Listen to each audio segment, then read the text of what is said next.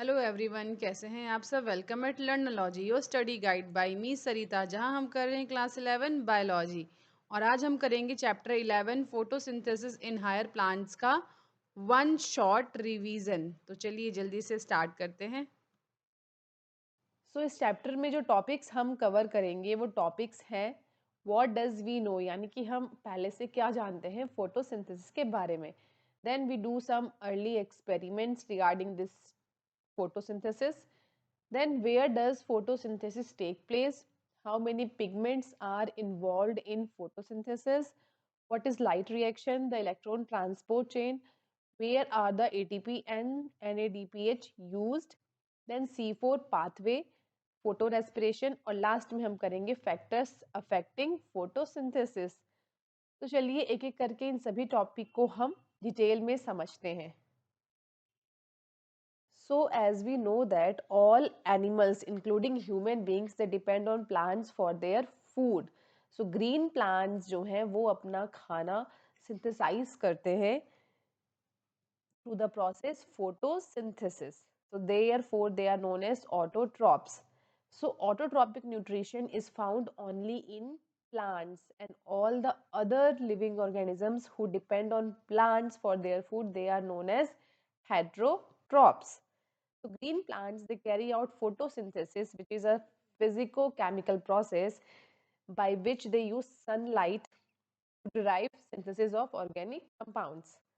Ultimately, जितने भी living forms है on this earth they depend on sunlight for their energy. अगर sun नहीं है तो life भी नहीं है. तो photosynthesis is important due to two reasons, जिसमें पहला reason है it is primary source of all the food which is available on the earth, and it is also responsible for the release of oxygen into the atmosphere by green plants. So in this chapter mainly we study about structure of photosynthetic machinery and the various chemical reactions that transform light energy into chemical energy. So as we know that chlorophyll, which is a green pigment mainly present in the leaf, light yani ki sunlight and CO2, these all are raw materials required for photosynthesis to occur. Now we look at some experiments for the starch formation in leaf. तो हमें ये already पता है कि iodine की presence में जो starch है it turns blue black in colour. तो इसी बेसिस पे यहाँ कुछ एक्सपेरिमेंट्स हैं जो हम ऑलरेडी कर चुके हैं 9th-10th क्लासेस में। तो पहला एक्सपेरिमेंट है यहाँ पे जहाँ हम एक लीफ लेंगे एंड इसका एक पोर्शन हम ब्लैक पेपर से कवर कर देंगे कुछ इस तरीके से, and then we expose it to sunlight, and after some time we test it for the presence of starch, and it was clear that sunlight is essential for photosynthesis because इस leaf का वो part जहाँ black pepper लगा हुआ था वहाँ पे कोई सनलाइट नहीं पहुँचती है एंड उस पोर्शन में कोई स्टार्च फॉर्मेशन नहीं होता है। So when we test this leaf for the presence of starch तो हम देखेंगे कि लीफ का वो पार्ट जो सनलाइट में एक्सपोज था वहाँ पे जो स्टार्च का कलर है वो ब्लू ब्लैक हो जाता है, बट वो पोर्शन जो ब्लैक पेपर से कवर्ड था वहाँ पे कोई स्टार्च फॉर्मेशन होता ही नहीं है। So in the presence of iodine कोई कलर चेंज हमें यहाँ देखने को नहीं मिलेगा। ऐसे ही हम एक और एक्सपेरिमेंट समझते हैं। तो इस एक्सपेरिमेंट में हम एक पॉटेड प्लांट लेंगे एंड इस पॉटेड प्लांट का एक लीफ हम इस तरीके से इस जार के अंदर फिक्स कर देंगे, यानी कि इस लीफ का हाफ पार्ट बाहर होना चाहिए एंड हाफ इस जार के अंदर होना चाहिए। Then we take a cotton soaked in KOH यानी कि पोटेशियम हाइड्रोक्साइड, एंड उस कॉटन को हम इस जार के अंदर रख देंगे which absorb all the CO2 present in this jar. Then we keep this potted plant with this jar in the sunlight for some time, and after some time we check this leaf for the presence of starch. So जब हम इसको check करेंगे तो हम देखेंगे कि leaf का half portion जो कि बाहर था जार से उस पोर्शन में स्टार्च फॉर्मेशन हुआ है, and due to that iodine है उसकी प्रेजेंस पे जो स्टार्च है it change its colour to blue black, but leaf का वो हाफ पोर्शन जो इस जार के अंदर था वहाँ कोई स्टार्च फॉर्मेशन नहीं होगा due to lack of CO2। So presence of iodine यहाँ कोई कलर चेंज भी नहीं होगा. So it proves that CO2 is essential for photosynthesis. तो अब तक हम इन दोनों एक्सपेरिमेंट में समझ चुके हैं कि sunlight and CO2 both are essential for photosynthesis. Now we understand some early experiment. तो सबसे पहले हम यहाँ समझेंगे जोसेफ प्रिस्टली का experiment. So in 1770 he performed a series of experiment that revealed that कि जो एयर है it is essential for the growth of green plants and he discovered oxygen in 1774. So इन्होंने अपने एक्सपेरिमेंट, जिसको priestly experiment कहा जाता है, इन्होंने ऑब्जर्व किया कि अगर एक बर्निंग कैंडल को एक क्लोज जार में बंद कर दिया जाए तो वो तुरंत ही एक्सटिंग्विश हो जाता है, यानी जाता है. जैसे ही इन्होंने एक माउस को क्लोज जार में रखा और इन्होंने देखा कि कुछ टाइम के बाद जो माउस है उसकी भी सफोकेशन के कारण डेथ हो जाती है. सो ही कंक्लूड दैट कि जो बर्निंग कैंडल है और जो ये एनिमल है mouse, they breathe the air and both somehow damage the air. Then next इन्होंने क्या किया, he placed a mint plant in the same bell jar and close it. And after some time he saw that कि जो burning candle है वो अभी भी burn कर रहा है, mouse अभी भी alive है और जो mint plant है वो भी alive है. They all are surviving there. Through this experiment, Priestley hypothesized that कि जो प्लांट है वो रीस्टोर कर रहा है एयर में. क्या स्टोर कर रहा है? What ever breathing animal and burning candle removes earlier. जो भी बर्निंग कैंडल और एनिमल ने पहले रिमूव कर दिया था जिससे उनकी डेथ हो गई थी, वो इस मिन प्लांट ने रीस्टोर कर दिया उस एयर में, जिसके कारण वो सरवाइव कर रहे हैं. Now come to next experiment that is by Jan Ingenhousz. इस एक्सपेरिमेंट में इन्होंने एक्वेटिक प्लांट लिया और उसको इस तरह से इस जार में रख दिया. And then he covered this aquatic plant with a funnel, inverted funnel, and जो funnel है उसे टेस्ट ट्यूब से कवर कर दिया and kept this all set up in the sunlight. So what he saw कि after some time जो plant है उसके आसपास कुछ बबल फॉर्मेशन हो रहा है, एंड ये जो बबल्स है इसको बाद में आइडेंटिफाई किया कि ये जो बबल्स हैं these are of oxygen. So he showed that it is only green part of the plant that could release the oxygen. अब थर्ड एक्सपेरिमेंट आता है that is by Julius von Sachs. He proved evidence for the production of glucose when plants grow. कि plant जब grow करते हैं तो वो glucose produce करते हैं, एंड ये ग्लूकोज स्टोर होता है एज स्टार्च.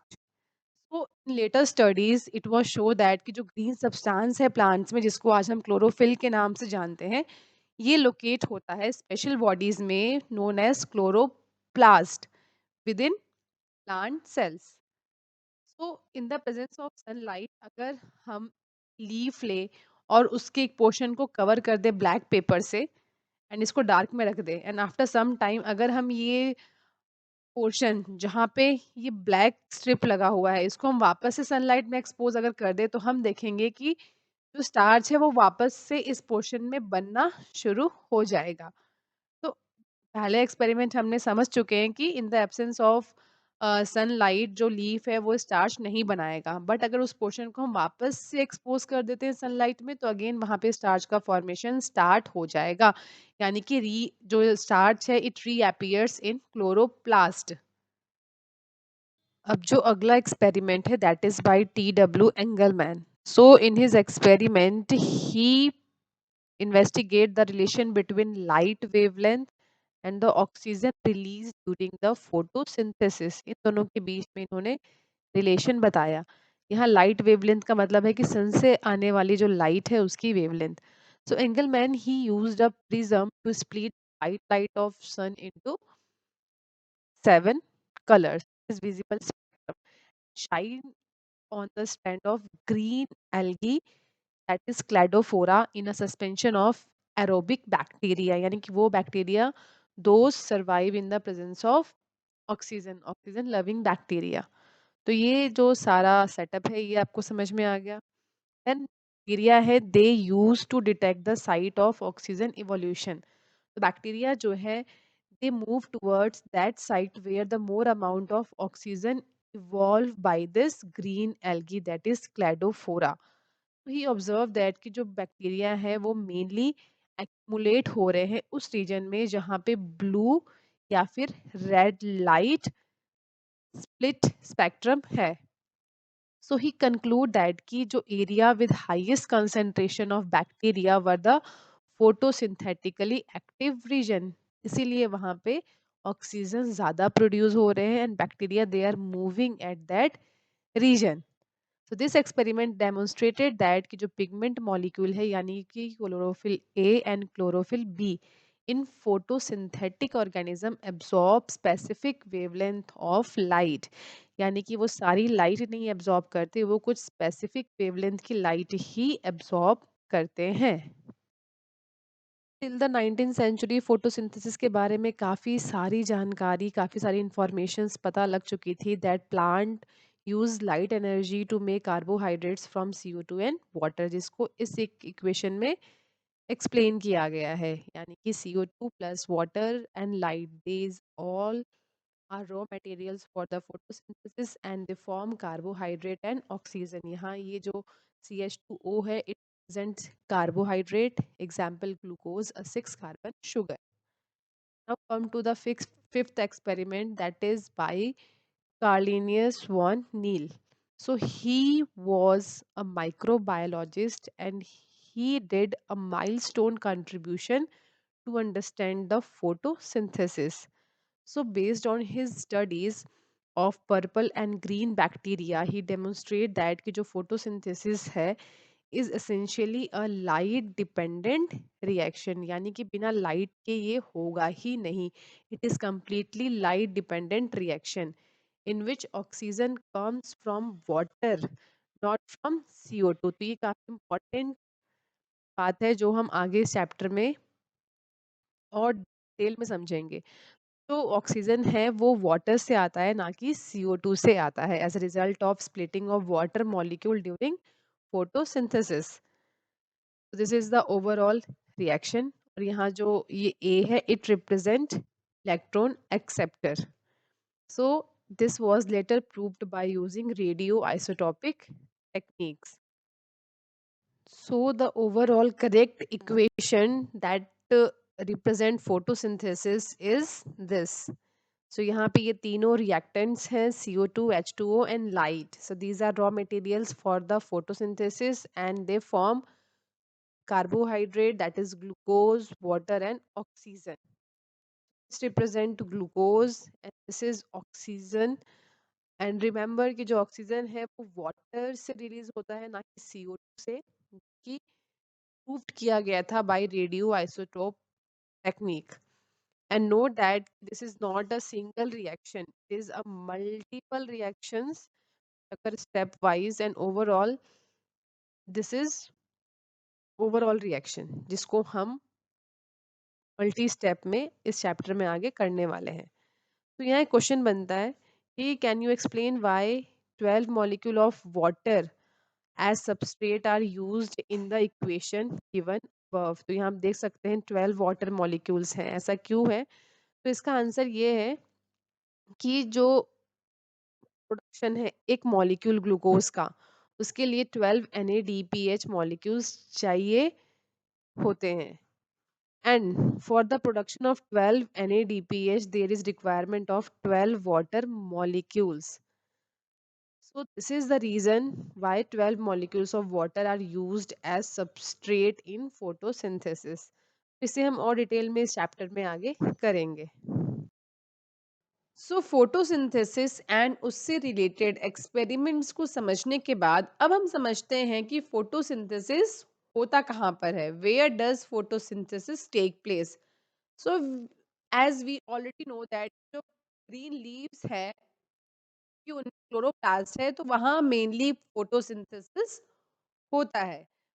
लीव्स के अलावा ये दूसरी ग्रीन पार्ट्स में भी होता है like modified roots and stem में, बट मेनली ये लीव्स में ही होता है बिकॉज जो मिजोफिल सेल्स हैं लीव्स में उनमें क्लोरोप्लास्ट की क्वांटिटी बहुत ज़्यादा होती है। इसीलिए फोटोसिंथेसिस मेनली लीव्स में ही होता है। ये जो आप देख रहे हैं स्क्वायर शेप में, दिस इज मेसोफिल सेल्स, जो कि लीव्स में या दूसरे ग्रीन पार्ट्स में होता है प्लांट के। एंड इन मेसोफिल सेल्स के अंदर क्लोरोप्लास्ट प्रेजेंट होता है, जो कि रिस्पॉन्सिबल है फोटोसिंथेसिस के लिए। तो अभी हम क्लोरोप्लास्ट की अरेंजमेंट को समझेंगे कि वो मेसोफिल में किस तरह से खुद को अरेंज करता है according to the light intensity. तो क्लोरोप्लास्ट जो है वो मेसोफिल सेल में हमेशा खुद को कुछ इस तरीके से अलाइन करता है कि वो मैक्सिमम लाइट को कैप्चर कर सके। जब लाइट की इंटेंसिटी काफी वीक है तो उस समय क्लोरोप्लास्ट है वो मेसोफिल सेल में इस तरीके से अरेंज हो जाएंगे, यानी कि ये लाइट पेंडुलर हो जाते हैं। टॉप पे ये ज्यादा होंगे, बॉटम पे ये बहुत ही कम होंगे, ताकि जिससे ये मैक्सिमम लाइट को कैप्चर कर सके। इसके अलावा अगर लाइट की इंटेंसिटी काफ़ी स्ट्रॉन्ग है, तो उस समय कुछ लाइट्स को अवॉइड करने के लिए जो क्लोरोप्लास्ट है, ये मेसोफिल सेल्स में कुछ इस तरीके से अरेंज हो जाते हैं। अगर आप टॉप व्यू देखें तो ये पेरिफेरल में चले जाते हैं वॉल के, ताकि ये मैक्सिमम लाइट्स को अवॉइड कर सकें। तो यानी कि लाइट के ये पैरेलल हो जाते हैं। एंड अगर डार्क है तो उस टाइम भी ये लाइट के परपेंडिकुलर हो जाते हैं, बट यहाँ पे डिफरेंस ये है कि मैक्सिमम जो क्लोरोप्लास्ट है वो बॉटम पे आ जाते हैं, टॉप पे नहीं विजिबल होंगे। तो ये अरेंजमेंट है क्लोरोप्लास्ट का इन द मेसोफिल सेल्स, जिसके अकॉर्डिंग वो मैक्सिमम लाइट्स को कैप्चर कर सके। कुछ इस तरीके से वो खुद को अरेंज कर लेते हैं इनसाइड द मेसोफिल सेल्स। तो जब लाइट की इंटेंसिटी वीक होती है या डार्क है, उस समय ये लाइट के परपेंडिकुलर हो जाते हैं। जब वीक होगा तो ये मैक्सिमम टॉप पे दिखेंगे, और जब डार्क होगा तो ये मैक्सिमम बॉटम पे दिखेंगे। एंड जब लाइट की इंटेंसिटी काफी स्ट्रांग होती है तो ये लाइट के पैरेलल हो जाते हैं कुछ इस तरीके से। तो आई थिंक आप समझ गए हैं कि मेसोफिल सेल्स में क्लोरोप्लास्ट किस तरीके से अरेंज होता है, कब वो लाइट के परपेंडिकुलर होता है और कब वो लाइट के पैरेलल होता है। So this is chloroplast. And in chloroplast, there is membranous system consisting of grana, stromal lamella and matrix stroma. तो ये सारा आप यहाँ पे वेल लेबल्ड देख सकते हैं। This is chloroplast. एंड ये जो आप देख रहे हैं plate like structure, this is grana. और ये बाकी जो आप अंदर का मैट्रिक्स है that is stroma, ribosomes, starch granules, lipid droplets है यहाँ पे, स्ट्रोमल लैमिला जो है ये 2 ग्रेनास को आपस में कनेक्ट करता है। एंड जो ये पूरा ग्रेना है, जो ये बंडल आप देख रहे हैं, इसको कलेक्टिवली ग्रेना कहते हैं। एंड इस बंडल में जो ये आपको सेपरेट शीट्स जैसा स्ट्रक्चर दिख रहा है, these are thylakoids. And chloroplast बाहर से डबल मेम्ब्रेन होता है, आउटर एंड इनर मेम्ब्रेन। तो there is a clear division of labour within the chloroplast. So यहाँ पे आप देख सकते हैं दिस इज कलेक्टिवली इसको ग्रेना कहते हैं, ये है ग्रेना। और इस ग्रेना के अंदर जो ये आपको डिफरेंट शीट्स जैसे स्ट्रक्चर दिख रहे हैं, these are individually known as thylakoids. So हम कह सकते हैं कि grana is stack of thylakoids. So thylakoid membrane where chlorophyll is present, chlorophyll जो है वो मेनली इस थाइलेकॉइड मेम्ब्रेन में होता है, and which is responsible for trapping the light energy, also for the synthesis of ATP and NADPH। तो thylakoid membrane में जो है फंक्शन आप याद रखेंगे, थाइलेकॉइड मेम्ब्रेन मेनली रिस्पॉन्सिबल होता है लाइट एनर्जी को कैप्चर करने के लिए, और इसके अलावा एटीपी एंड NADPH सिंथेसाइज करने के लिए। Since they are directly light driven, तो इसीलिए यहाँ पे होने वाले फोटोकेमिकल रिएक्शंस को कहा जाता है लाइट रिएक्शन। इसके अलावा जो स्ट्रोमा है, यानी जो ये अंदर का पूरा मैट्रिक्स वाला पार्ट है दैट इज स्ट्रोमा। तो स्ट्रोमा में मेनली एंजाइमेटिक रिएक्शंस होते हैं, ठीक है, which synthesize sugar, which in turn form starch। Since they are not directly light driven, but are dependent on the product of light reaction, that is ATP and NADPH. तो stroma में होने वाले जो enzymatic reactions हैं वो directly light पे नहीं dependent है, बट लाइट रिएक्शन में फॉर्म होने वाले जो प्रोडक्ट्स हैं, that is ATP and NADPH, उन पे ये डिपेंडेंट है। इसीलिए स्ट्रोमा में होने वाले एंजाइमेटिक रिएक्शंस को कहा जाता है dark reaction, also known as carbon reaction, जो आगे हम इस चैप्टर में पढ़ेंगे। अब बात कर लेते हैं how many types of pigments are involved in photosynthesis. So अगर हम प्लांट्स को देखें अपने अराउंड, तो हम देखेंगे कि सभी प्लांट्स में ग्रीन कलर का जो शेड होता है वो एक जैसा नहीं होता है, वो वेरी करता है। सो ये ग्रीन शेड जो है ये वेरी क्यों कर रहा है, इसको जानने के लिए हम एक एक्सपेरिमेंट कर सकते हैं, ठीक है, जिसमें हम सेपरेट करेंगे लीफ पिगमेंट को थ्रू पेपर क्रोमेटोग्राफी। तो पेपर क्रोमेटोग्राफी के बारे में आपने प्रीवियस क्लासेस में पढ़ा होगा, जिसमें लीफ को लेंगे, लीफ को अच्छे से क्रश कर लेंगे एंड व्हाट ग्लास यहाँ पे आप देख सकते हैं, it contain concentrated leaf extract. Then leaf extract में से हम पिगमेंट्स उनको सेपरेट कर लेंगे, फिल्टर आउट कर लेंगे एंड जो वो मिक्सचर है डिफरेंट पिगमेंट्स का, उसका हम एक सैंपल लेंगे और उसको इस तरीके से इस क्रोमेटोग्राफी पेपर के ऊपर एक डॉट लगा लेंगे एंड देन इस पेपर को हम इस तरह से वाटर में हल्का सा डिप करेंगे, ठीक है, पूरा डिप नहीं करना है एंड जब ये क्रोमेटोग्राफी पेपर लिक्विड को एब्जॉर्ब करेगा और जब ये लिक्विड इस डॉट तक पहुंचेगा जहां पे हमने जो कि मिक्सचर है पिगमेंट्स का, तब जा करके जो डिफरेंट पिगमेंट्स हैं वो अलग-अलग डिस्टेंस पे सेपरेट होना शुरू हो जाएँगे। तो ये जो पूरा प्रोसेस है इसे पेपर क्रोमैटोग्राफी कहा जाता है, जिसमें जो मिक्सचर है डिफरेंट पिगमेंट्स का, उनको सेपरेट करने के लिए ये यूज़ किया जाता है। So, a, a chromatographic separation of leaf pigment shows that color that we see in leaves is not due to single pigment but due to four different pigments. So, plants में जो हमें colour दिख रहा है green, वो एक single colour नहीं है, वो चार डिफरेंट पिगमेंट्स का मिक्सचर है, ये हम कह सकते हैं, जिसमें एक जो पिगमेंट है उसको कहा गया है क्लोरोफिल ए, कि ब्राइट और ब्लू ग्रीन होता है। इन द क्रोमेटोग्राफ में आप देख सकते हैं यहाँ पे एंड दूसरा पिगमेंट है chlorophyll B which is yellow in colour. Then आता है xanthophylls which is again yellow in colour. Chlorophyll B जो है वो येलोइश ग्रीन होता है एंड ज़ैंथोफिल्स ये येलो होता है। एंड देन आता है कैरोटीन, जिसको कैरोटीनॉइड कहा जाता है and which is of yellow to yellow orange in colour. तो ये 4 डिफरेंट पिगमेंट्स हमें देखने को मिलते हैं इन द लीफ, जो कि काफ़ी रिज़ेम्बल करते हैं एक दूसरे से कलर में। So now we understand कि what roles various pigment play in photosynthesis. So pigments क्या होते हैं? These are substance that have ability to absorb light at specific wavelength. So हमें विबग्योर के बारे में पता है, जिसमें डिफरेंट वेवलेंथ्स की जो लाइटें हैं वो प्रेजेंट होती हैं, जिन्हें हम शॉर्ट में विबग्योर कहते हैं। So this is VIBGYOR and यहाँ पे हर एक लाइट का जो वेवलेंथ है वो स्पेसिफिक होता है, वो डिफरेंट होता है।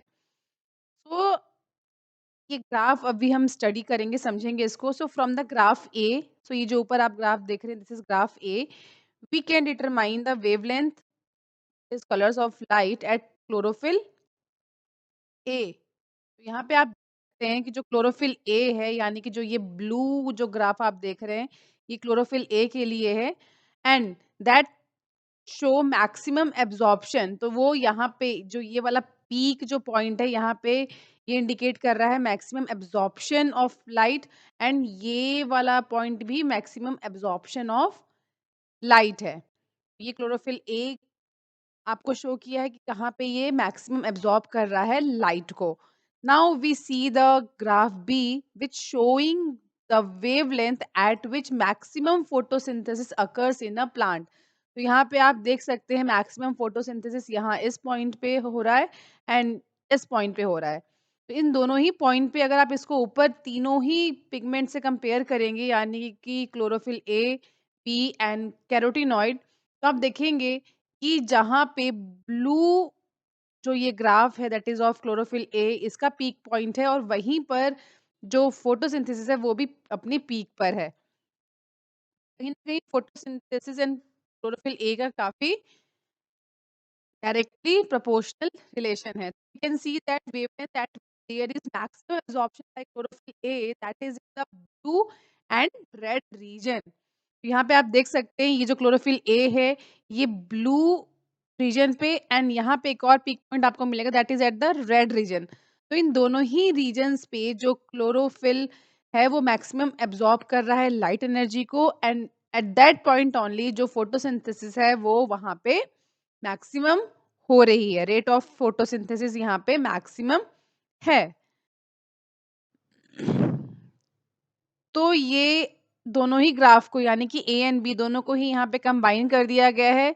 This black line it shows rate of photosynthesis and this blue graph shows absorption of light is of chlorophyll A. तो यहाँ पे आप देख सकते हैं blue region and this red region पे यहाँ पे मैक्सिमम फोटोसिंथेसिस हो रहा है यानी कि एट दिस पर्टिकुलर वेवलेंथ जो फोटोसिंथेसिस है वो मैक्सिमम हो जाता है। So hence we can conclude that chlorophyll A is the chief pigment associated with photosynthesis. Graph together show that most of the photosynthesis take place in the blue and red region of the spectrum. So now you understood that ki how light of different wavelength is directly connected with the photosynthesis.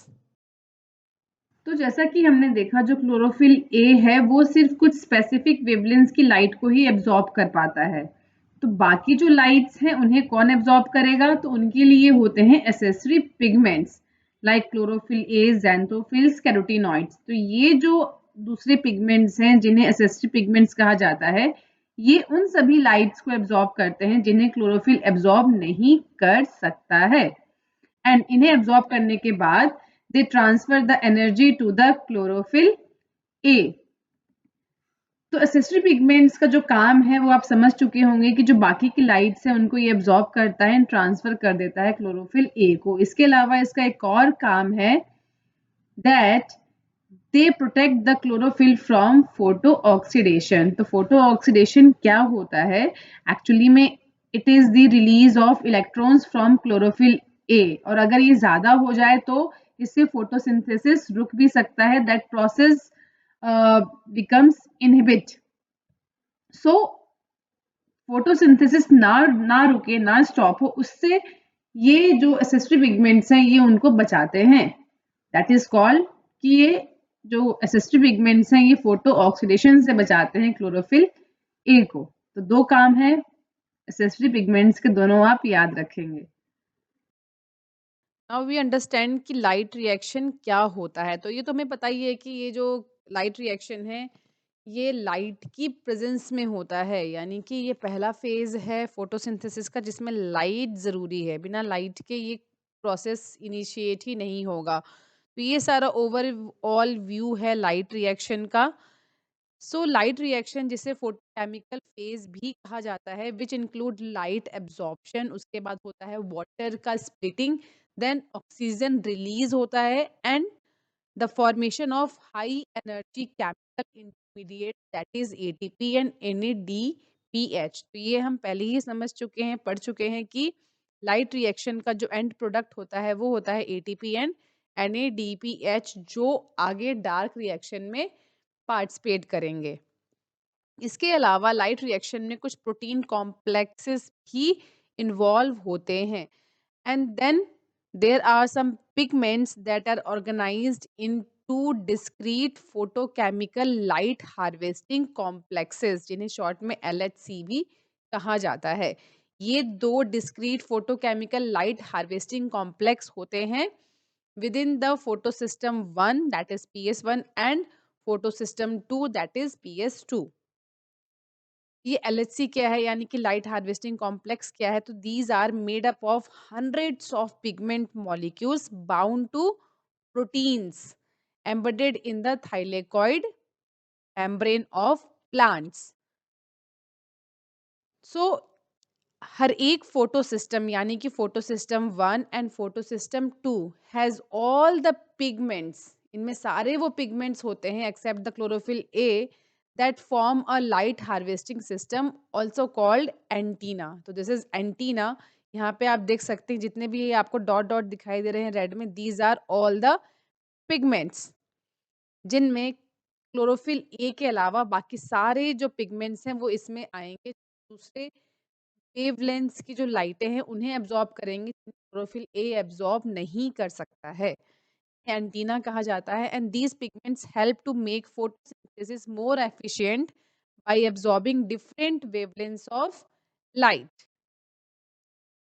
Single chlorophyll a molecule जो होता है वो form करता है reaction centre. तो यहाँ पे आप दिस इज रिएक्शन सेंटर, तो बाकी जो पिगमेंट्स हैं वो दूसरे वेवलेंथ्स की जो लाइटें हैं जिन्हें क्लोरोफिल ए एब्जॉर्ब नहीं कर सकता है उन्हें एब्जॉर्ब करके क्लोरोफिल ए के पास सेंड करती हैं। तो जो ये क्लोरोफिल ए है इसे कहा जाता है रिएक्शन सेंटर। तो जो ये रिएक्शन सेंटर है ये डिफरेंट होता है in both the photo system, system 1 and system 2।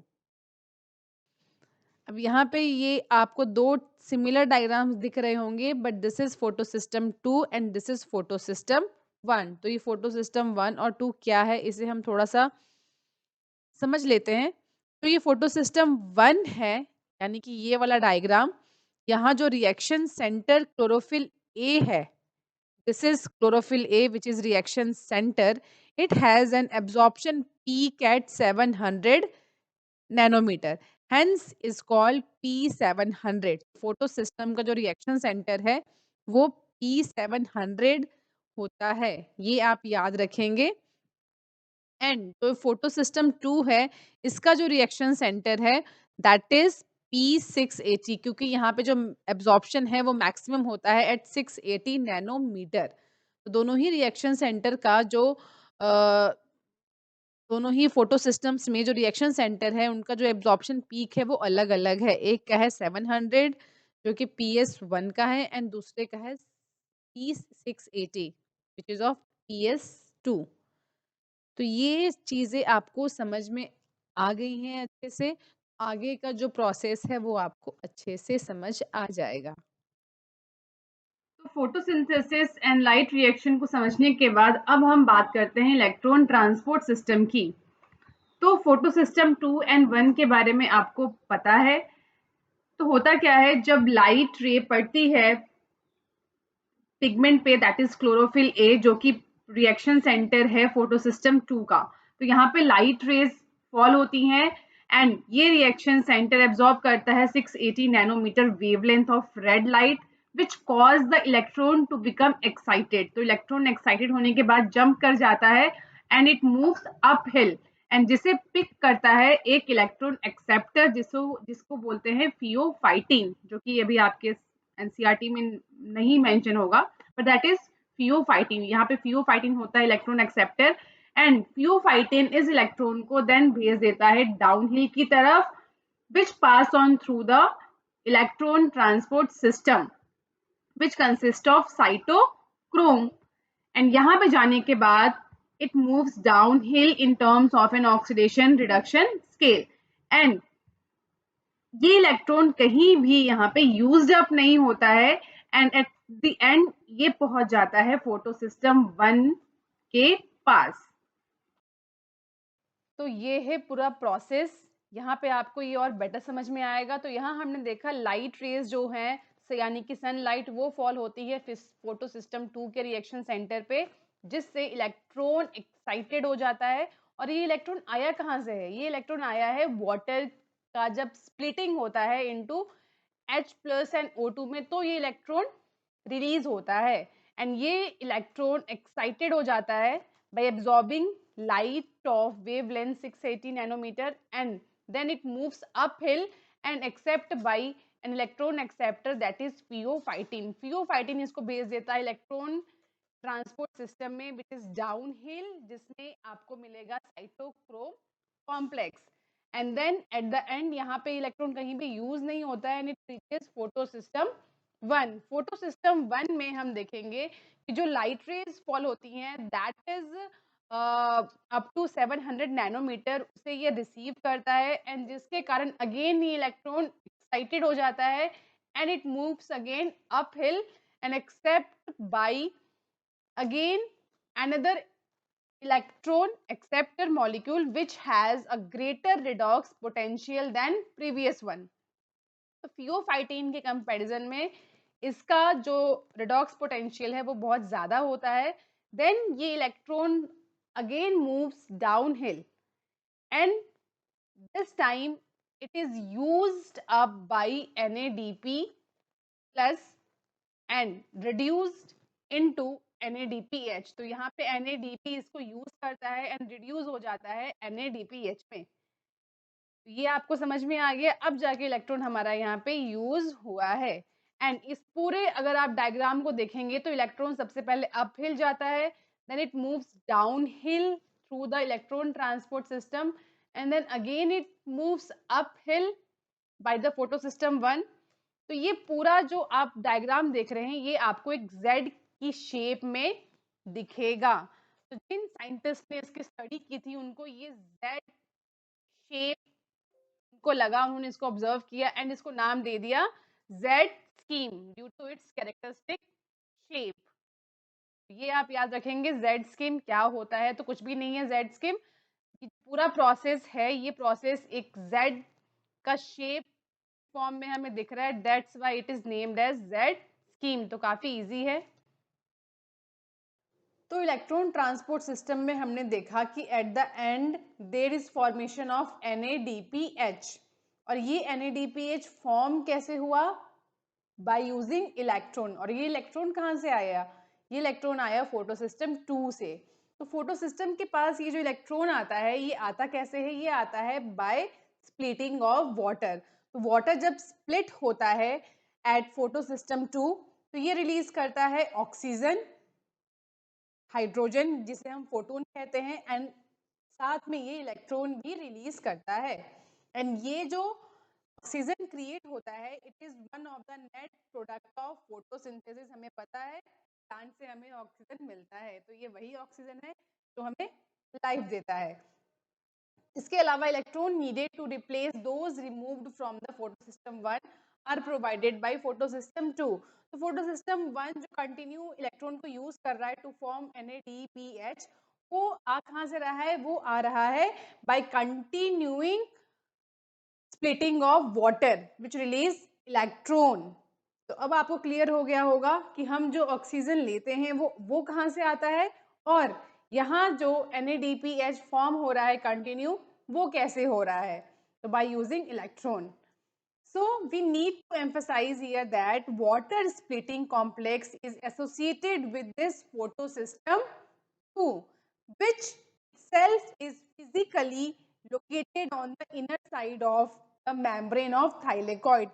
तो ये thylakoid है एंड जो thylakoid का जो membrane है वहाँ पे प्रेजेंट होता है फोटोसिस्टम 2 और जहाँ ये स्प्लिटिंग ऑफ वाटर होता है। ये अब आप इमेजिन कर पाओगे प्लांट में जो ग्रीन पार्ट है वहाँ प्रेजेंट है क्लोरोफिल एंड क्लोरोफिल होता है हमारा क्लोरोप्लास्ट में, क्लोरोप्लास्ट के अंदर होता है थाइलेकॉइड और ये है थाइलेकॉइड की मेम्ब्रेन जहाँ पे आपको ये फोटोसिस्टम 1 एंड 2 देखने को मिलेगा जहाँ ये सारा प्रोसेस चल रहा है। तो यहाँ पे क्वेश्चन बनता है where are the protons and oxygen formed likely to be release. तो यहाँ पे जो splitting of water oxygen and photons बन रहे हैं, प्रोटॉन्स बन रहे हैं, ये कहाँ रिलीज होंगे, तो ऑक्सीजन जो है ये चला जाएगा out of the thylakoid membrane, thylakoid membrane के बाहर चला जाएगा एंड एट द एंड ये रिलीज हो जाएगा फ्रॉम द प्लांट जिसे हम या एनिमल्स सब यूज करते हैं। एंड इसके अलावा जो प्रोटोन है ये हमारा ल्यूमेन में ही रह जाएगा जिसको हम आगे स्टडी करेंगे कि कैसे ये यूज होगा आगे जाकर के ATP सिंथेसिस के लिए। Let's talk about cyclic and non cyclic photophosphorylation. तो ये जो पूरा प्रोसेस है ये है हमारा नॉन साइक्लिक फोटोफॉस्फोराइलेशन। ये नॉन साइक्लिक क्यों है इसको समझते हैं। तो इस पूरे प्रोसेस में होता क्या है, जैसा कि हमें पता है जितने भी लिविंग ऑर्गेनिज्म है आइदर प्लांट्स और animal, they all need energy to do their all the functions, and ये एनर्जी को फॉर्म करते हैं in the form of ATP and carry this energy in their chemical bond. ये एनर्जी बनती कहाँ पर है, ये एनर्जी बनती है माइटोकॉन्ड्रिया और क्लोरोप्लास्ट में। यही जो पूरा प्रोसेस है एटीपी फॉर्मेशन का कहलाता है फॉस्फोराइलेशन। प्लांट्स में ये जो प्रोसेस है ये लाइट की हेल्प से परफॉर्म होता है, इसीलिए प्लांट्स में इसको हम कहेंगे फोटोफॉस्फोराइलेशन। और इस पूरे प्रोसेस में एटीपी फॉर्म होता है by converting ADP and inorganic phosphate into ATP in the presence of light। तो ये दो टाइप का होता है, cyclic and non cyclic. Non cyclic क्या होता है, जो अभी तक हम पढ़ चुके हैं वो सारा नॉन साइक्लिक था, क्योंकि यहाँ सबसे पहले फोटोसिस्टम 2 आता है जो लाइट की हेल्प से वाटर को स्प्लिट होता है, एंड ये वाटर स्प्लिट होने के बाद इलेक्ट्रॉन रिलीज करता है। ये इलेक्ट्रॉन अपहिल जाता है and accept by the electron acceptor, and then it goes downhill through electron transport system and picked up by photosystem 1, and at the end again it goes uphill accept by the electron acceptor, and then यहाँ पे electron हमारा use हो जाता है to form NADPH। तो इस पूरे process में ये जो प्रोसेस है फोटो सिस्टम 2 से स्टार्ट होता है और फोटो सिस्टम 1 पे खत्म हो जाता है, तो इसीलिए ये कहलाता है non cyclic photo phosphorylation. And इस प्रोसेस में फोटो सिस्टम 2 एंड 1 दोनों का ही इन्वॉल्वमेंट होता है, एंड ये पूरा प्रोसेस हमारा कहलाता है जेड स्कीम, जिसमें फोटो सिस्टम 2 एंड 1 आपस में कनेक्ट होते हैं through electron transport chain, and जिसके एंड में there is formation of ATP and NADPH। तो ये आप याद रखेंगे। अब हम बात करते हैं साइक्लिक फोटोफॉस्फोराइलेशन की। तो ये प्रोसेस उन फोटोसिंथेटिक ऑर्गेनिजम्स में होता है who need more ATP to power other activities in the chloroplast. तो इस पूरे प्रोसेस में there is only and only involvement of photosystem 1।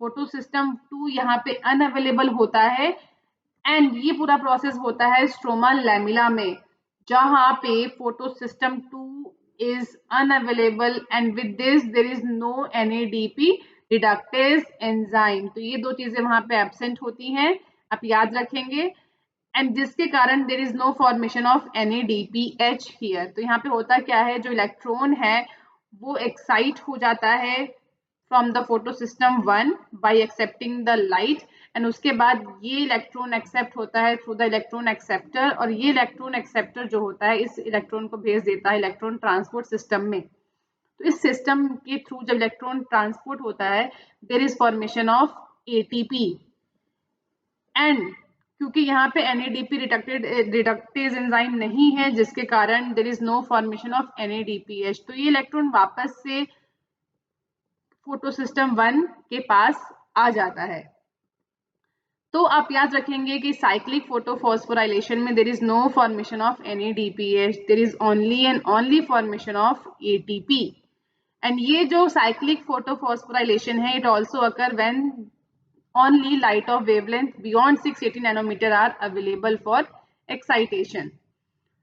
तो अब आपको क्लियर हो गया है नॉन साइक्लिक क्या है और साइक्लिक क्या है। नॉन साइक्लिक में फोटो सिस्टम 1 और 2 दोनों ही इन्वॉल्व होते हैं, बट साइक्लिक में only and only photo system 1 होता है। नॉन साइक्लिक में NADPH और ATP दोनों ही फॉर्म होते हैं, बट साइक्लिक में ओनली ATP ही फॉर्म होता है। तो ये दो बातें आप ध्यान रखेंगे।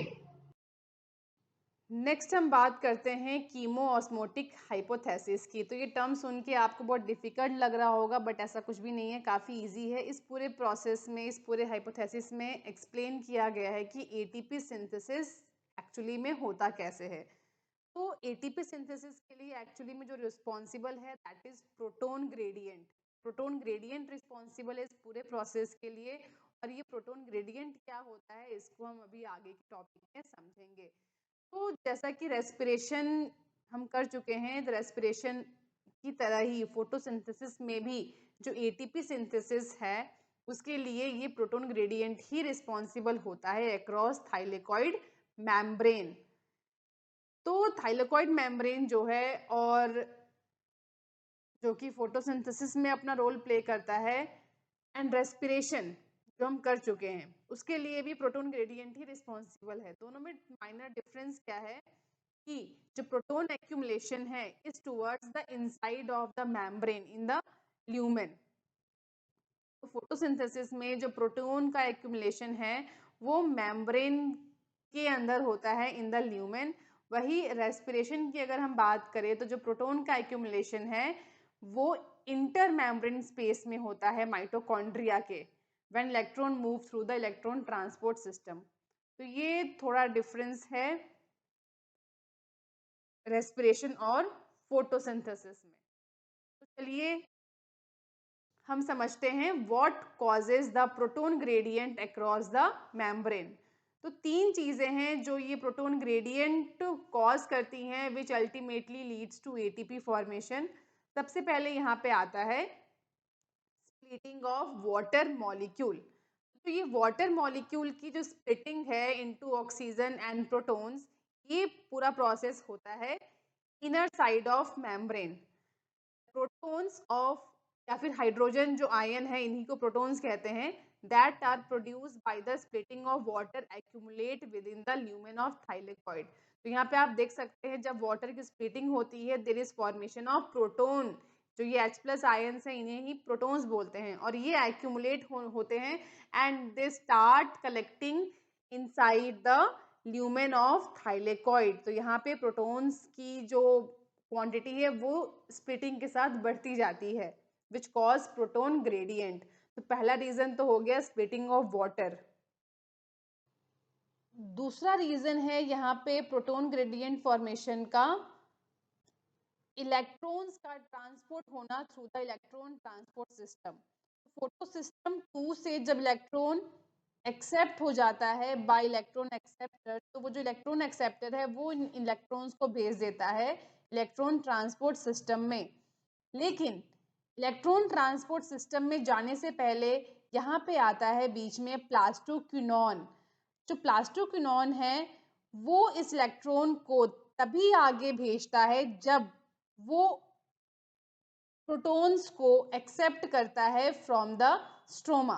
तो प्लास्टोक्विनोन का पूरा काम क्या है, तो प्लास्टोक्विनोन जो है वो स्ट्रोमा से, जो कि थाइलेकॉइड मेम्ब्रेन के बाहर जो ये पूरा स्पेस है दैट इज कॉल्ड स्ट्रोमा, यहाँ प्रेजेंट है प्रोटॉन्स यानी कि H प्लस आयंस। तो प्लास्टोक्विनोन क्या करता है, वो स्ट्रोमा से एक H प्लस आयंस को उठाता है यानी कि प्रोटॉन्स को उठाता है, एंड प्रोटॉन्स को यूज करने के बाद ही ये जो इलेक्ट्रॉन्स है उसे ट्रांसपोर्ट करता है to the electron transport system and bring this H plus ions inside the thylakoid.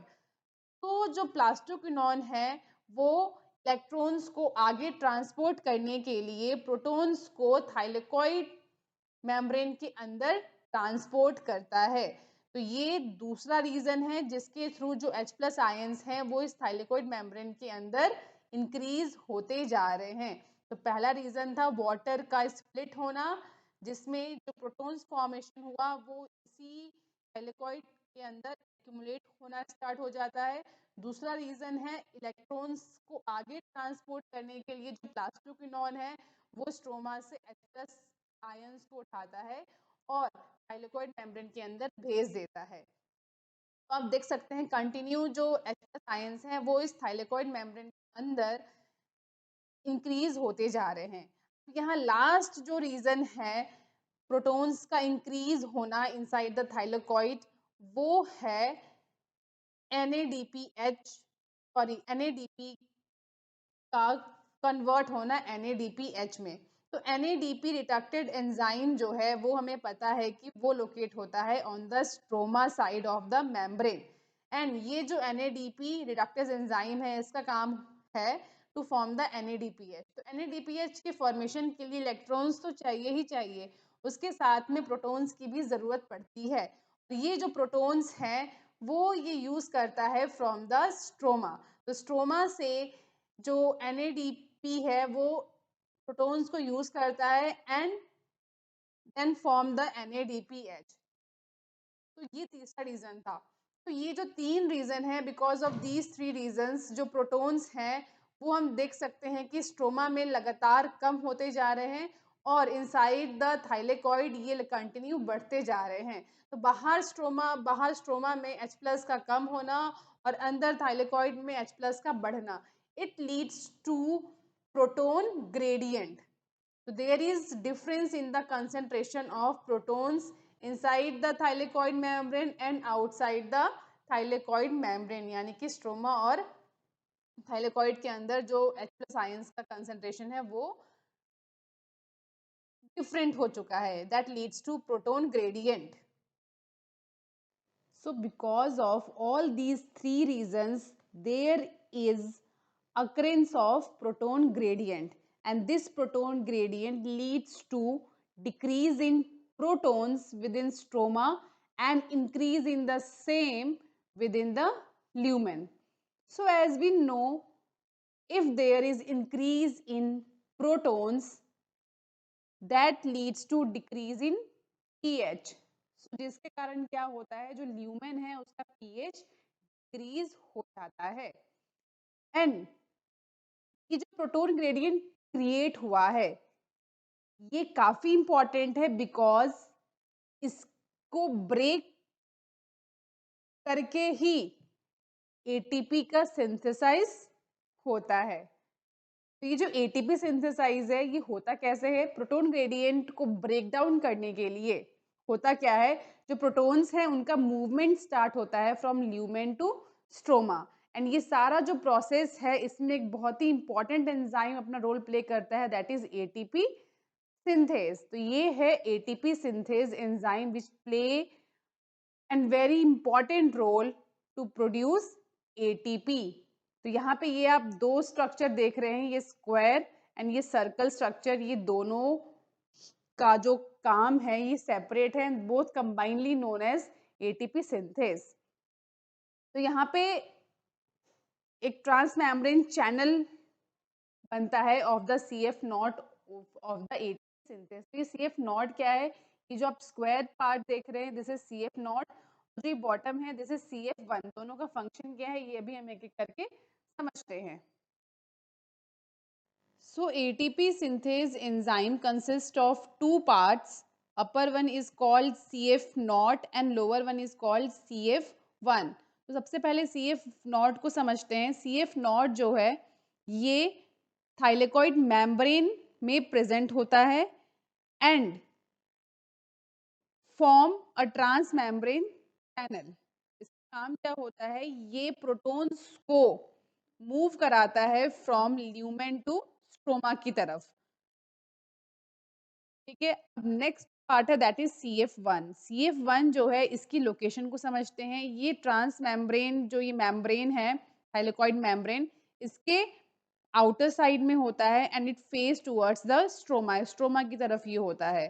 तो होता क्या है, जब CF नॉट प्रोटॉन्स का डिफ्यूजन स्टार्ट करता है from lumen to stroma side, तो CF1 में कुछ कन्फर्मेशनल चेंजेस स्टार्ट हो जाते हैं, यानी कि इसमें कुछ स्ट्रक्चरल चेंजेस होते हैं that leads to formation of ATP. तो ये मॉलिक्यूल्स फॉर्म होते हैं which is full of energy called ATP. तो इस तरह से एटीपी का फॉर्मेशन होता है with the help of this ATP synthase enzyme. So यहाँ हमारा कंप्लीट होता है कीमो ऑस्मोटिक हाइपोथेसिस, जिसमें रिक्वायरमेंट क्या क्या थी एक बार हम समझ लेते हैं। ओवरऑल क्या हुआ, इट रिक्वायर अ मेम्ब्रेन जो कि यहाँ पे थाइलेकॉइड मेम्ब्रेन है, एक प्रोटोन पंप चाहिए जो कि प्रोटॉन्स की क्वांटिटी को इंक्रीज करे विद क्रिएट प्रोटोन ग्रेडियंट। ये प्रोटोन ग्रेडियंट होना चाहिए ऑब्वियसली, इसके बिना ये होगा ही नहीं। एंड एटीपी सिंथेस, स्टार्टिंग में क्या होता है, जो एनर्जी होती है वो यूज होती है to pump protons across the membrane, that leads to proton gradient, यानी कि there is increase in high concentration of proton within the thylakoid lumen. इसके बाद एटीपी सिंथेसिस का रोल आता है, जो इस प्रोटॉन ग्रेडियंट को ब्रेक डाउन करता है, and with this it release energy in the form of ATP, and along with this NADPH produced by the movement of electrons, the ATP will be used immediately in the biosynthetic reaction taking place in the stroma, that responsible for fixing CO2 and synthesis of sugar. तो ये जो topic है, that is how CO2 fixes and how sugar synthesize, ये सब हम अपनी next class में समझेंगे। तो अभी तक हमने देखा कि लाइट का क्या रोल है to initiate the photosynthesis, and that light dependent reaction, यानी कि जो इनिशियल फेज है फोटोसिंथेसिस का, वो कहलाता है लाइट रिएक्शन, जहां तीन प्रोडक्ट्स फॉर्म होते हैं, oxygen, ATP and NADPH. Out of these three products, oxygen तो हमारा डिफ्यूज हो जाएगा बाहर क्लोरोप्लास्ट में, रह गए एटीपी एंड एनएडीपीएच, तो ये दोनों हमारे फर्दर आगे यूज होंगे to synthesise the final products of photosynthesis, यानी कि फूड बनाने में। तो हम कह सकते हैं कि जो आगे का प्रोसेस है, यानी कि जो बायोसिंथेटिक फेज अब स्टार्ट होगा, जिसमें हमें फाइनल प्रोडक्ट मिलेगा फोटोसिंथेसिस का, ये लाइट पे डायरेक्टली डिपेंड नहीं होता है, बट हाँ it is depend on the products of light reaction. तो बायोसिंथेटिक फेज को हम डिफाइन कैसे करेंगे? The phase of photosynthesis where in the presence of ATP and NADPH carbon dioxide is fixed to produce glucose is called biosynthetic phase, and ये phase को start होने के लिए लाइट का प्रेजेंस होना मैंडेटरी नहीं है, इसीलिए इस फेज को डार्क रिएक्शन भी कहा जाता है। But actually instead of saying dark reaction, इसे हम लाइट इंडिपेंडेंट रिएक्शन भी कह सकते हैं, जो कि ज्यादा बेटर वर्ड है, क्योंकि डार्क रिएक्शन तो ये है नहीं, है ना। डार्क रिएक्शन से हमें लगता है कि यहाँ लाइट का कोई रोल ही नहीं है, बट एक्चुअली ये जो बायोसिंथेटिक फेज है, ये हमारा इनडायरेक्टली लाइट पे ही तो डिपेंडेंट है, क्योंकि लाइट रिएक्शन जब होता है और वहां एटीपी एंड एनएडीपीएच का फॉर्मेशन होता है, उसके बाद ही बायोसिंथेटिक फेज पॉसिबल है, अदरवाइज ये पॉसिबल नहीं है। तो इसीलिए instead of saying dark reaction, इसे हम लाइट इंडिपेंडेंट रिएक्शन अगर कहेंगे तो ये ज्यादा बेटर वर्ड होगा। जैसा कि हम देख चुके हैं, during the whole process of photosynthesis, carbon dioxide and water, they both combine to form the sugar. इस पूरे प्रोसेस को समझने में साइंटिस्ट का काफ़ी इंटरेस्ट था, वो इस पूरे प्रोसेस को समझना चाहते थे कि कैसे carbon dioxide and water combine करके प्रोडक्ट का फॉर्मेशन करते हैं, एंड जो प्रोडक्ट फॉर्म होता है वो क्या प्रोडक्ट होता है। तो इस चीज़ को समझने में साइंटिस्ट मेल्विन कैल्विन का काफ़ी इंपॉर्टेंट रोल रहा। इन्होंने just after world war two radioisotope carbon 14 का यूज़ किया, क्योंकि उस टाइम पे ये काफ़ी इजीली अवेलेबल था एंड काफ़ी लार्ज अमाउंट में ये बनाया भी जा रहा था बाय न्यूक्लियर रिएक्टर्स। तो इस कार्बन 14 को लेकर के इन्होंने एक एक्सपेरिमेंट किया, जिसमें कार्बन डाइऑक्साइड लिया which contain this carbon 14 radio isotope, and इसे इंसर्ट कर दिया in a solution of algae, where these algaes fixes this carbon dioxide to produce a product known as 3-phosphoglyceric acid, जिसे short में PGA भी कहते हैं। It is the final product of this biosynthetic phase.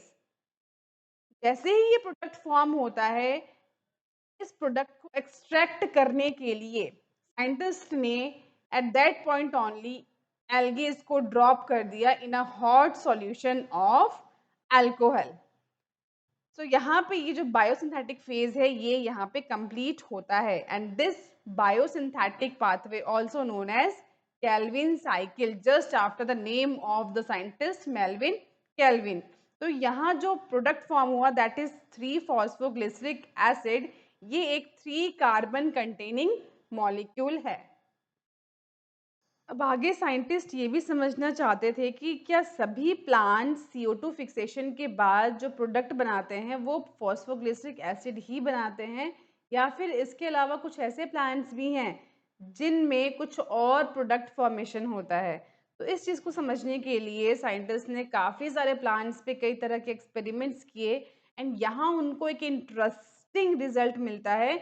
उन्होंने देखा कि कुछ ऐसे प्लांट्स भी हैं जिनमें कार्बन डाइऑक्साइड फिक्सेशन का जो प्रोडक्ट है वो फॉस्फोग्लिसरिक एसिड ना हो करके कुछ अलग बन रहा है, दैट इज ऑक्जेलो एसिटिक एसिड का फॉर्मेशन हो रहा है जिसे शॉर्ट में OAA भी कहते हैं and it is a carbon 4 atom containing molecule. इस डिस्कवरी के बाद there are 2 different pathways of carbon dioxide assimilation during photosynthesis and ये 2 pathway हैं C3 pathway and C4 pathway। C3 pathway में वो सभी प्लांट्स आएंगे जिनमें कार्बन डाइऑक्साइड फिक्सेशन के बाद जो प्रोडक्ट है वो बनता है फॉस्फोग्लिसरिक एसिड एंड ऐसे प्लांट्स कहलाने लग गए C3 प्लांट्स। एंड दूसरा पाथवे है C4 पाथवे, जहाँ वो प्लांट्स आएंगे जिनमें कार्बन डाइऑक्साइड फिक्सेशन के बाद प्रोडक्ट बनता है ऑक्जेलो एसिटिक एसिड। ऐसे प्लांट्स कहलाते हैं C4 प्लांट्स। अब बात करेंगे C3 पाथवे यानी कि केल्विन साइकिल की। तो scientist Melvin Calvin and his co-worker showed that कि जो ये पाथवे है it operate in a cyclic manner and there is regeneration of RUBP। तो ये RUBP क्या है, कैसे ये रीजनरेट होता है, वो हम इस पूरे साइकिल में समझेंगे। तो let us see how the Calvin pathway operates and where the sugar is synthesised. तो जो ये पाथवे है C3 पाथवे, ये एक्चुअली में कॉमन होता है दोनों ही प्लांट्स में, आइदर C3 प्लांट्स और C4 प्लांट्स, दोनों ही प्लांट में जो ये C3 पाथवे है ये कॉमन होता है। नाउ ये जो पूरा पाथवे है इसे डिवाइड किया गया है इनटू 3 डिफरेंट स्टेजेस। तो जो पहली स्टेज आती है वो कहलाती है carboxylation. This is the complete carboxylation, जहाँ कार्बन डाइऑक्साइड का फिक्सेशन होता है into a stable intermediate organic matter. Starting कहाँ से होती है इसकी देखते हैं। तो RUBP, तो RUBP का फुल फॉर्म क्या है यहाँ पे, राइबुलोज बाइफॉस्फेट। राइबुलोज जो बाइफॉस्फेट है इसका कार्बोक्सिलेशन होता है विद कार्बन डाइऑक्साइड ऑब्वियस है and after this process there is formation of a product that is 3 phosphoglyceric acid। RUBP हमारा कंबाइन होता है कार्बन डाइऑक्साइड के साथ और इस पूरे रिएक्शन में हेल्प करता है एक एंजाइम जिसे कहते हैं RUBP कार्बोक्सिलेज। तो ये कार्बोक्सिलेज एंजाइम जो है ये कार्बोक्सिलेशन करता है RUBP का into a product that is 3 phosphoglycerate या 3 फॉस्फोग्लिसरिक एसिड। एंड यहाँ जो एंजाइम की हम बात कर रहे हैं RUBP कार्बोक्सिलेज, ये कार्बन डाइऑक्साइड का तो फिक्सेशन करता ही है, इसके अलावा ये ऑक्सीजनेशन भी कर सकता है। So instead of saying this enzyme RUBP carboxylase, इसे अगर हम RUBP कार्बोक्सिलेज ऑक्सीजनेज एंजाइम कहेंगे तो ये ज़्यादा करेक्ट होगा। तो अभी हमने देखा कि कार्बोक्सिलेशन में क्या होता है। यहाँ RUBP ये कंबाइन होता है CO2 के साथ इन the presence of an enzyme RUBP carboxylase oxygenase enzyme and then it form a product that is 2 molecule of 3 phosphoglyceric acid। Now after carboxylation next stage आती है reduction. So this is reduction, जहाँ carboxylation के and में जो 2 molecule form होता है phosphoglyceric acid का, ये by using 2 molecules of ATP and 2 NADPH gate convert into triose phosphate and this triose phosphate undergoes a different pathway to form sucrose and starch. So at the end of this whole process, there is formation of one glucose molecule. So एक glucose molecule को बनाने में total 6 carbon dioxide use होते हैं, and this 6 carbon dioxide needs 6 turns of cycle to form one single glucose molecule. Now next third stage आती है regeneration. तो regeneration में क्या होता है, जो स्टार्टिंग में RUBP था, है ना, उसको रीजनरेट किया जाता है ताकि जो ये साइकिल है ये अनइंटरप्टेड कंटिन्यूस चलती रहे. इसके लिए RUBP का होना जरूरी है. So at the end RUBP regenerate होता है, and this regeneration process require again one ATP. सो इस एक ATP को यूज करके RUBP अगेन फॉर्म होता है, continues the cycle. So to fix each CO2 molecule which entering this cycle, there is total need of 3 ATP and 2 NADPH. तो आप याद रखेंगे यहाँ जो ATP की रिक्वायरमेंट है वो कौन पूरी कर रहा है, वो लाइट रिएक्शन में यानी कि साइक्लिक फॉस्फोरिलेशन में जो ATP फॉर्मेशन हुई थी वो अब यहाँ यूज हो रही हैं टू कंप्लीट दिस पाथवे. तो इस पूरे पाथवे में यानी कि एक ग्लूकोज को बनाने के लिए टोटल जो रिक्वायरमेंट है वो है 6 कार्बन डाइऑक्साइड्स की एंड 18 ATPs की, 12 NADPH की, क्योंकि टोटल 6 टर्न्स लगेंगे. हर एक टर्न में एक कार्बन डाइऑक्साइड यूज होगा, हर एक टर्न में 3 ATP यूज होंगे, तो 6 टर्न में 18 ATP हो गए, हर एक टर्न में 2 NADPH यूज होंगे, तो 6 टर्न में 12 NADPH यूज हो गए. सो ये है क्या यूज होगा इस साइकिल में in total 6 turns, and in total 6 turns क्या आउटपुट हमें मिलेगा, तो ये आप याद रखेंगे.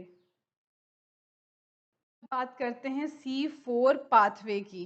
C4 पाथवे ये मेनली उन प्लांट्स में होता है जो ड्राई ट्रॉपिकल रीजन्स में ग्रो करते हैं. तो जितने भी ड्राई ट्रॉपिकल रीजन्स में ग्रो करने वाले प्लांट्स हैं वो कहलाते हैं C4 प्लांट्स, क्योंकि उनमें C4 पाथवे फॉलो होता है.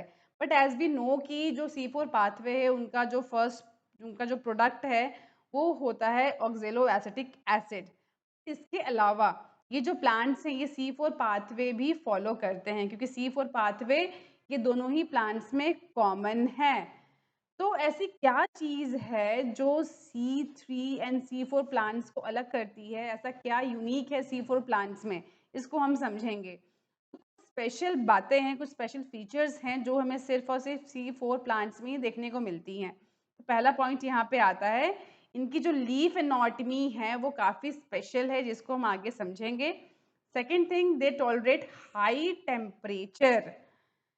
Next is they show a response to high light intensities. जिस तरह के क्लाइमेट में ग्रो करते हैं वहाँ पे टेम्परेचर हाई होता है and there is high intensity of light, so they tolerate both.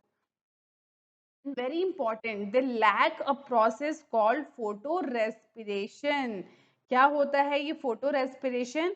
तो फोटोरेस्पिरेशन ये एक प्रोसेस है जहाँ पे एंजाइम रुबिस्को जो है यानी कि ribulose biphosphate carboxylase oxygenase enzyme, ये CO2 को तो फिक्स करता ही है, इसके अलावा ये ऑक्सीजन को भी फिक्स करता है, which leads to formation of carbon dioxide which decreases the photosynthetic efficiency. So ये जो फोटो रेस्पिरेशन है ये C4 प्लांट्स में नहीं होता है, इसीलिए फोटोसिंथेटिक एफिशिएंसी यहाँ पे डिक्रीज नहीं होती है, which leads to greater productivity of biomass. तो ये सभी स्पेशल बातें हैं जो इन प्लांट्स को C3 प्लांट के कंपैरिजन में काफी अलग बनाती हैं, बेटर बनाती हैं. Now let us understand these one by one. तो अगर हम C3 प्लांट का लीफ और C4 प्लांट के लीफ को अगर हम वर्टिकली कट करके उनका सेक्शन ऑब्जर्व करेंगे तो हमें कुछ ऐसा स्ट्रक्चर देखने को मिलेगा. तो यहाँ अगर आप सभी सेल्स को आपस में कंपेयर करो तो आप देखोगे जहाँ stroma, vascular tissue and bundle sheath cells ये आपको ऑलमोस्ट सिमिलर लग रहे होंगे, बट अगर आप फोकस मेसोफिल सेल्स पे करोगे तो आपको कुछ स्पेशल देखने को मिलेगा। मेसोफिल सेल्स अगर आप C3 प्लांट्स में देखो तो वो कुछ इस तरह से अरेंज्ड हैं, बट अगर आप इन्हीं मेसोफिल सेल्स को C4 प्लांट्स में देखो तो ये काफ़ी ब्यूटीफुल सा पैटर्न बनाए हुए हैं, एक रिंग लाइक स्ट्रक्चर, एक रिंग लाइक फॉर्म में ये अरेंज्ड हैं, and this arrangement is known as Kranz anatomy.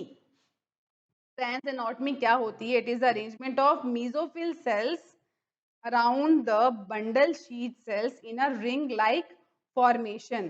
तो C4 प्लांट्स में हमें क्रैंस एनाटॉमी देखने को मिलती है जो कि एब्सेंट है इन C4 प्लांट्स। तो ये क्रैंस एनाटॉमी जो है ये C4 प्लांट को डिफरेंट बनाती है C3 प्लांट से। तो यहाँ अगर हम वेस्कुलर बंडल देखें तो उसके अराउंड हमें बंडल शीट सेल्स देखने को मिलेंगे which has large number of chloroplasts, have thick wall which is impervious to gaseous exchange and have no intercellular space between them। Examples अगर हम देखें C4 प्लांट्स के तो उसमें आते हैं मेज, sorghum shows crans anatomy यानी कि a different kind of arrangement of mesophyll cells which make them different from C3 plants। Let's understand the C4 pathway. So this is complete C4 pathway जहां आपको mesophyll cell and bundle sheath दोनों ही देखने को मिलेंगे। तो याद रखना है C4 पाथवे में mesophyll cell and bundle sheath दोनों का ही इंपॉर्टेंट रोल है, बट C3 पाथवे में ओनली मेसोफिल सेल्स ही अपना रोल प्ले करते हैं। बंडल शीट सेल में वहां कोई भी स्टेप आपको देखने को नहीं मिलेगा। So this pathway that has been named the Hatch and Slack pathway after the name of the scientist who first described it। It is also a cyclic process। Now see the first step जहाँ carbon dioxide acceptor जो कि है PEP यानी कि फॉस्फोइनाइल pyruvate. तो ये phosphoenol pyruvate atmosphere से carbon dioxide को एक्सेप्ट करेगा and fix it to form the first product of C4 pathway, that is oxaloacetic acid। तो oxaloacetic acid का जो formation है वो mesophyll cell में ही होता है। It is a 4 carbon atom containing molecule and the enzyme which is responsible for this formation is PEP carboxylase जिसे short में PEPase भी कहा जाता है। So it is important to note here कि like C3 pathway जहाँ Rubisco enzyme था, यहाँ आपको मेसोफिल सेल्स में कोई रुबिस्को एंजाइम देखने को नहीं मिलेगा। ठीक है, याद रखना है इसे।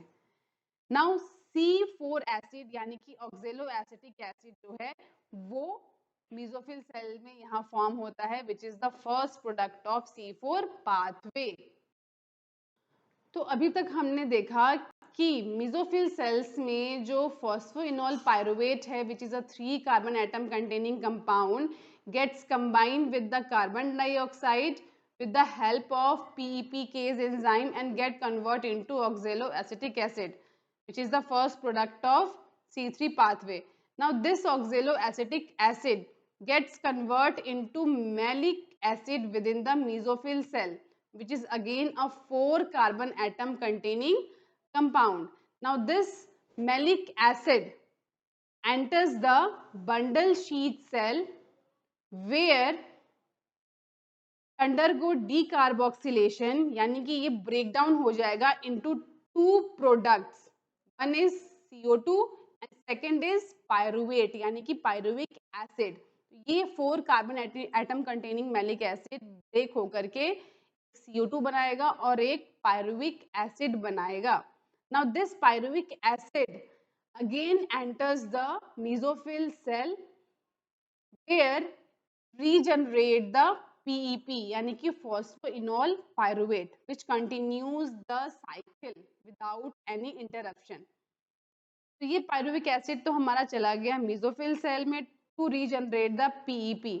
नाउ अब ये CO2 जो है इसका क्या होगा, ये CO2 हमारा एंटर करेगा कैल्विन साइकिल में which is C3 pathway.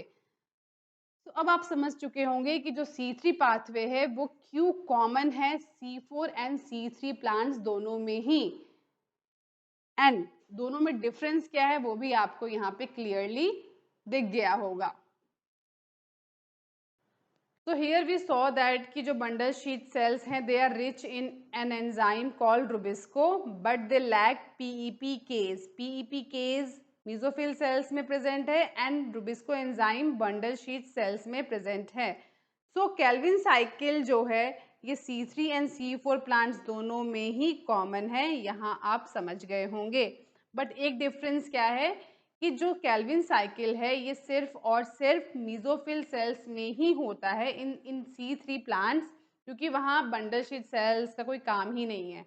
But in C4 plants this Calvin cycle occur in bundle sheath cells, ये आपको याद रखना है। So this is the difference between C3 and C4 pathway. In C3 pathway, primary acceptor of CO2 is RuBp, a 6-carbon compound.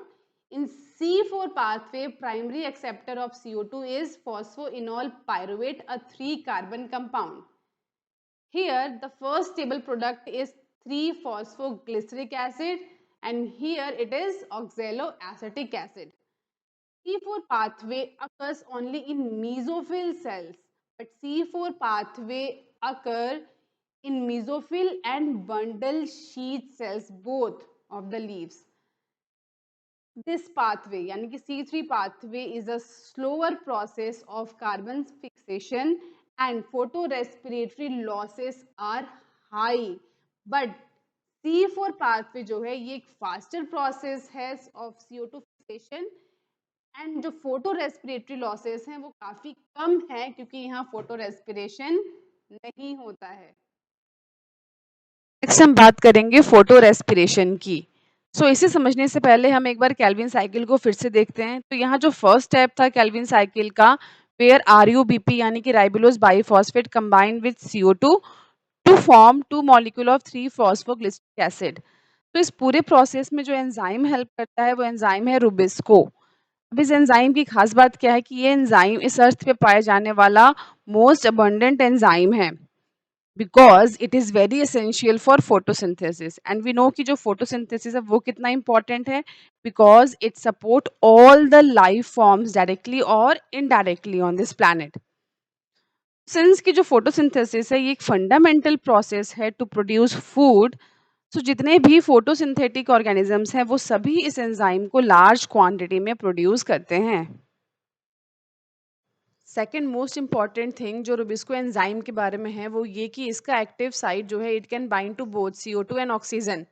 अगर CO2 and oxygen equal quantity में है तो ऐसे केस में रुबिस्को CO2 के साथ बाइंड होगा, यानी कि CO2 एंड ऑक्सीजन का रिलेटिव कंसंट्रेशन क्या है उस पर डिपेंड करेगा कि रुबिस्को एंजाइम किसके साथ बाइंड करेगा। For example in C3 plants कई बार क्या होता है जो रुबिस्को है ये ऑक्सीजन के साथ बाइंड कर जाता है इंस्टेड ऑफ CO2, और ऐसा तब होता है जब ऑक्सीजन का कंसंट्रेशन हायर हो जाता है और CO2 का लो जाता है। तो ऐसे केस में जो CO2 फिक्सेशन है ये डिक्रीज हो जाएगा and this new process will start जिसको हम कहते हैं फोटो रेस्पिरेशन, जिसमें RuBp ऑक्सीजन के साथ बाइंड करके with the help of this coenzyme get converted into two products where one is one molecule of 3-PGA and phosphoglycolate। तो ये दो प्रोडक्ट्स फॉर्म होते हैं, इसी को बोलते हैं फोटो रेस्पिरेशन। एंड इस पूरे फोटो रेस्पिरेशन के प्रोसेस में कहीं भी शुगर, ATP या NADPH का फॉर्मेशन नहीं होगा, उल्टा यहाँ CO2 रिलीज होता है प्लस ATP का यूज होता है, यानी कि फोटो रेस्पिरेशन एक कंप्लीटली वेस्ट प्रोसेस है फॉर द प्लांट्स।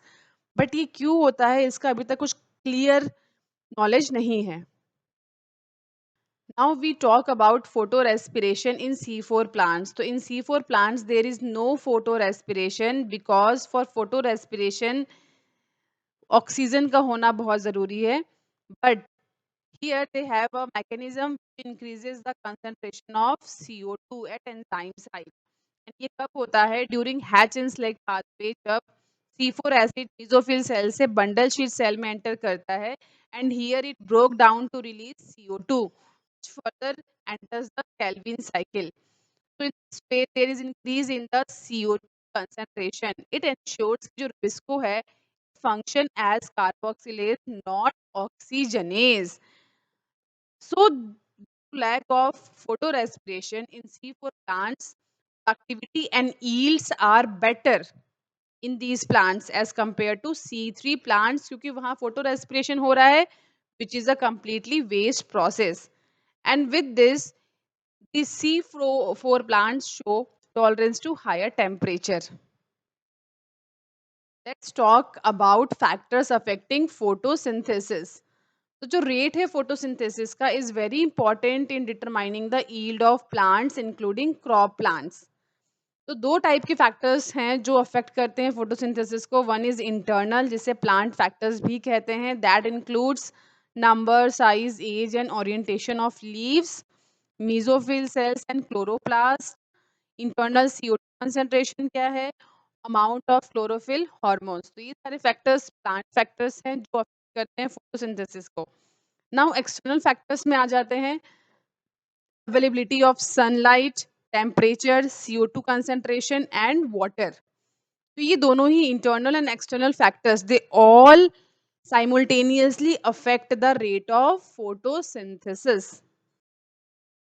तो जब भी एक से ज़्यादा फैक्टर किसी प्रोसेस को अफेक्ट करते हैं तो वहाँ पे आ जाता है Blackman's law of limiting factors. तो ये लॉ क्या स्टेट करता है कि during a chemical process if more than one factors affect it, then जो रेट है उस प्रोसेस का वो डिटरमाइन होगा by the factor which is less in quantity, यानी कि जो फैक्टर मिनिमल वैल्यू में है. This factor will directly affect that process. For example, अगर हम देखें during photosynthesis, if green leaves are there and there is optimal light and CO2 condition, but photosynthesis जो है वो नहीं होगा अगर टेम्परेचर जो है वो काफ़ी लो है. अगर टेम्परेचर एक ऑप्टिमल वैल्यू से काफ़ी लो है तो देर इज़ नो फोटोसिंथेसिस, चाहे बाकी फैक्टर्स कितने ही ऑप्टिमल हो. बट एक फैक्टर भी अगर कम या ज़रूरत से ज़्यादा है तो दैट विल अफेक्ट फोटोसिंथेसिस. तो अगर हम जैसे ही ऑप्टिमल टेम्परेचर प्रोवाइड करेंगे तो photosynthesis will start. Now you understood कि ये लॉ ऑफ लिमिटिंग फैक्टर क्या है. Let's talk about external factors जिसमें सबसे पहले आता है light. But before that we need to distinguish between light quality, यानी कि लाइट में present red and blue wavelength की जो लाइट है that affect the photosynthesis. Light intensity यानी कि लाइट कितनी कम या कितनी ज़्यादा है. Then duration of exposure to light. Plants हैं उनमें प्लांट्स को कम एक्सपोजर चाहिए लाइट का, ज़्यादा चाहिए फॉर देयर प्रॉपर ग्रोथ. इसको हम फोटो पीरियोडिज्म भी बोलते हैं जो आपने प्रीवियस क्लासेस में पढ़ा होगा. ये भी जो डिफरेंट फैक्टर्स हैं लाइट के दैट अफेक्ट द फोटोसिंथेसिस. अब अगर हम एक रिलेशन देखें between the incident light and CO2 fixation, हम देखेंगे कि एट लो इंटेंसिटी, यहाँ पे हम इंटेंसिटी की बात कर रहे हैं, एट लो इंटेंसिटी तो रेट है फोटोसिंथेसिस का वो इंक्रीज होगा बिकॉज CO2 फिक्सेशन होगा. बट जैसे ही लाइट की इंटेंसिटी बढ़ेगी एट दैट पॉइंट वी सी कि जो रेट है फोटोसिंथेसिस का वो ग्रेजुअली क्या होगा, फर्दर इंक्रीज नहीं होगा, वो वहीं पे स्टॉप हो जाएगा. बिकॉज बाकी के जो फैक्टर्स हैं एक्सेप्ट लाइट वो उस केस में लिमिटिंग हो जाएंगे. लाइट चाहे इसकी इंटेंसिटी कितनी भी बढ़ जाए बट एक पॉइंट आने पे बाकी फैक्टर्स के लिमिटिंग हो जाने के कारण there is no further increase in the rate of photosynthesis. That point is called light saturation. और ये कब होता है, ये सन से मिलने वाली कंप्लीट लाइट का जो 10% है उसी पे हो जाता है. So this point where the light intensity does not increase the photosynthesis rate. So except few plants like those who grow in shady places or dense forest, light जो है वो rarely ही कभी limiting factor होता है nature में. अब अगर light की इंटेंसिटी जो है वो एक पॉइंट से ज़्यादा बढ़ जाए, तो इसमें क्या होगा, क्लोरोफिल डैमेज हो जाएगा and there is no further increase in the photosynthesis. Photosynthesis क्या हो जाएगा, डिक्रीज़ हो जाएगा। Let's see second external factor, that is CO2 concentration. So CO2 जो है वो एक मेजर लिमिटिंग फैक्टर है फॉर फोटोसिंथेसिस और इसकी जो परसेंटेज है हमारे एटमॉस्फेयर में वो काफ़ी लो है। ये कंसंट्रेशन अगर 0.05% बढ़ जाती है तो that increases the CO2 fixation rate, but beyond that point it causes damage.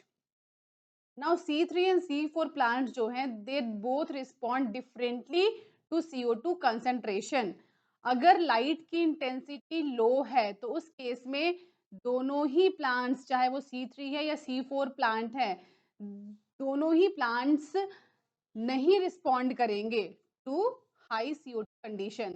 But अगर लाइट की इंटेंसिटी ज़्यादा है तो उस केस में दोनों ही प्लांट्स शो करेंगे increase in the rate of photosynthesis by fixing the CO2। Now C4 plants जो हैं इसका जो सैचुरेशन पॉइंट है वो 360 माइक्रोन पर लीटर पे हो जाता है, बट इन C3 प्लांट्स ये डिफरेंट है because they respond to higher concentration of CO2 and their saturation point is seen only beyond 450 micron per liter. It means कि जो current availability है CO2 की वो limiting है किसके लिए, C3 plants के लिए, because they respond to higher CO2 concentration by showing increased rate of photosynthesis and that leads to increase the productivity। तो इसीलिए जो ग्रीन हाउसेस हैं, ग्रीन हाउसेस जो हैं उनमें जो क्रॉप्स हैं जैसे कि पोटैटोज या बेल पेपर इनको उगाया जाता है और वहाँ ग्रीन हाउस क्रॉप्स में क्या होता है, जो CO2 का कंसंट्रेशन है वो बढ़ाया जाता है ताकि जो प्रोडक्शन है वो बढ़ जाए। यानी कि जब CO2 का कंसंट्रेशन एक ऑप्टिमम लेवल पे है तो उस केस में C4 प्लांट ज्यादा प्रोडक्टिव होगा। C3 प्लांट्स को ज्यादा प्रोडक्टिव बनाने के लिए हमें CO2 का कंसंट्रेशन बढ़ाना होगा। So they are allowed to grow in CO2 enriched environment that leads to higher yield. Now third external factor is temperature. So for C3 plants optimum temperature is 20 to 25 degrees Celsius and for C4 plants जो कि high temperature को tolerate कर सकता है comparatively C3 plants, इनके लिए optimum temperature है 40 to 45 degree Celsius. सो जो डार्क रिएक्शन है हमें पता है कि ये एंजाइम इसमें हेल्प करते हैं, बिना एंजाइम के ये प्रोसेस होगा ही नहीं और जितने भी एंजाइम्स हैं they get affected by the temperature. अगर टेम्परेचर ज़्यादा होगा तो ये एंजाइम्स डैमेज हो जाएंगे एंड प्रोसेस होगा ही नहीं। तो C4 plant respond to high temperature and show high rate of photosynthesis. Comparatively जो C3 plants हैं they have a much low temperature optimum. Now last factor that is water. तो water का जो effect है वो फोटोसिंथेसिस पर directly इतना तो नहीं है जितना प्लांट्स पर है, यानी कि वाटर स्ट्रेस कॉज करेगा। अगर वाटर कम है तो वाटर स्ट्रेस कॉज होगा and that causes the stomata to close, hence reducing the CO2 availability. Stomata बंद रहेंगे तो CO2 कहाँ से आएगा प्लांट्स के पास। Beside water stress also makes leave wilt, leaves की विल्टिंग हो जाएगी, thus reducing the surface area of the leaves जिससे प्रॉपरली लाइट कैप्चर नहीं होंगे and their metabolic activity as well. I hope आपको आज की क्लास अच्छे से समझ आ गई है। अगर हाँ तो वीडियो को लाइक कीजिए, साथ ही मेरे चैनल को सब्सक्राइब कीजिए और साथ में दिए गए बेल आइकन को भी प्रेस कर दीजिए जिससे कि मेरी लेटेस्ट वीडियो की नोटिफिकेशन आपको तुरंत मिल जाए। आज की क्लास में कोई भी डाउट है तो आप नीचे कमेंट सेक्शन में पूछ सकते हैं। नेक्स्ट वीडियो में हम स्टार्ट करेंगे chapter 12 that is respiration in plants.